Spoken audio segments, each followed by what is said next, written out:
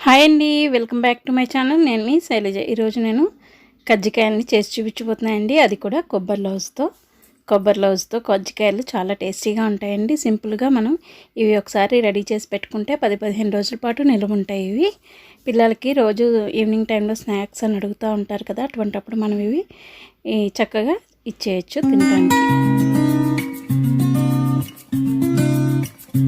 Hi అండి, welcome to my channel. It's my world Telugu. ఇది కొబ్బరి లౌజ్ అండి. ముందుగా ఇది ప్రిపేర్ చేసి పెట్టుకోవాలి మనం. ఈ రెసిపీ అయితే మన వీడియోస్లో ఉన్నాయి, మన రెసిపీస్లో ఒకసారి చెక్ చేయండి. ఇప్పుడు కజ్జికాయల పిండిని ఎలా కలుపుకోవాలో చూద్దాం. దీనికి 1 కప్పు మైదా పిండిని తీసుకుని 1/2 కప్పు బొంబాయి రవ్వను తీసుకోవాలి.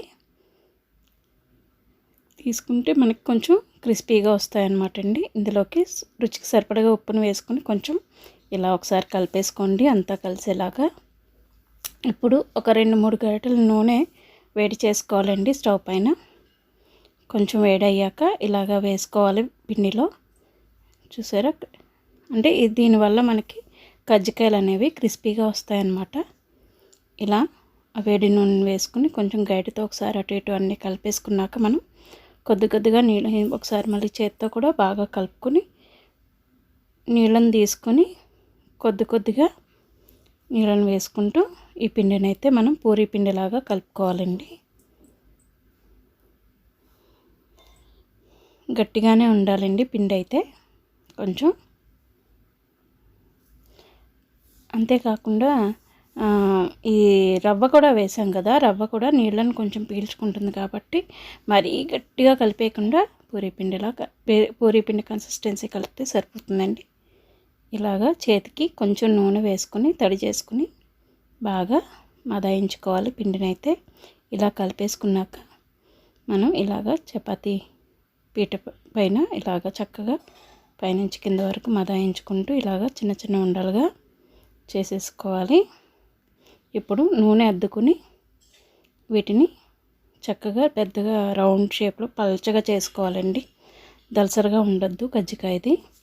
ఇప్పుడు ఇలాంటి డబ్బా మూత ఏదైనా సరే తీసుకుని మీకు ఏ సైజులో కావాలంటే ఆ సైజు మూతను తీసుకుని చక్కగా చపాతీ పైన ఇలా పెట్టేసి నొక్కేస్తే చక్కగా మనకి రౌండ్ షేప్ వచ్చేస్తుంది. ఇప్పుడు మనం రెడీ చేసి పెట్టుకున్న కొబ్బరి లౌజ్ని ఇందులో పెట్టేసుకుని మామూలు నీళ్ళని తీసుకుని చక్కగా అంచులంతా కూడా తడి చేయండి. కొంచెం ఇలా అంచుల్ని తడి చేసి మన కజ్జికాయల పీట లేకపోయినా కూడా మనం చేత్తోనే కూడా ఈ కజ్జికాయలను ఇలా ప్రిపేర్ చేసుకోవచ్చండి. ఇలా అంచులు రెండింటినీ కూడా చక్కగా ఇలా దగ్గరగా నొక్కేసి అంటించేయండి. ఇలాగా బాగా అతుక్కునేలాగా మనం వేలుతోనే ఇలా అద్దేస్తే అయిపోతుందండి. నేను 2 రకాల షేప్స్ చూపిస్తున్నాను. ఇది నార్మల్గా మామూలు ప్లెయిన్ షేప్ అనమాట. ఇలాగా దగ్గరగా నొక్కేయడమేనండి. మళ్ళీ ఆ చివరి అంచులని మడత పెట్టి ఇలాగా నొక్కేయటమే, 2 అతుక్కునేలాగా. ఇప్పుడు ఇంకో షేప్ చూపిస్తాను.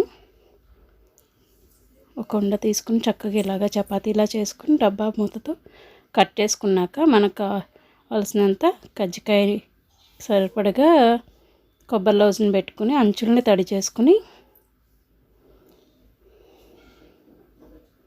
నీళ్ళతో తడి చేసుకున్నాక మనం ఇలాగా అంచులను రెండింటినీ కూడా చక్కగా నొక్కుకోవాలండి. వేలుతో 2 సమానంగా చేసుకుని ఇలాగా వేలుతో ఒత్తేసుకోవాలి పిండి చపాతీ దాన్ని.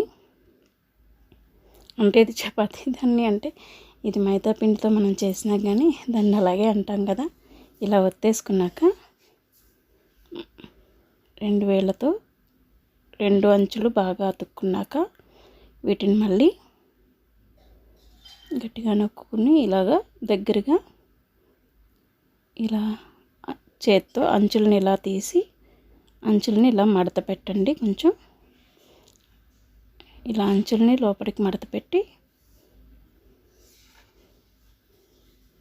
ఎక్కువ మందం లేకుండా మళ్ళీ వేలుతో సాఫీగా చేసుకొచ్చేయండి.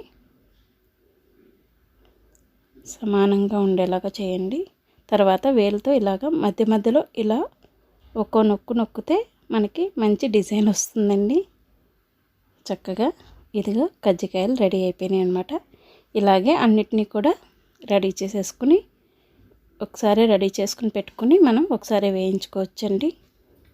ఇవి ఒక్కొక్కటి వేయించుకోవాల్సిన అవసరం లేదు. ఇలాగా చక్కగా అన్నీ రెడీ చేసుకున్నాక స్టవ్ వెలిగించి మూకిడిలో నూనె పోసుకుని అది వేడయ్యాక బాగా ఓవర్ హీట్ చేయకండి, మీడియం ఫ్లేమ్ పైన కొంచెం బాగా వేడైతే చాలు. ఇలాగా వేసేసుకున్న కజ్జికాయలని ఇలాగ మంచి గోల్డెన్ బ్రౌన్ కలర్ వచ్చే వరకు వేయించుకోవాలి.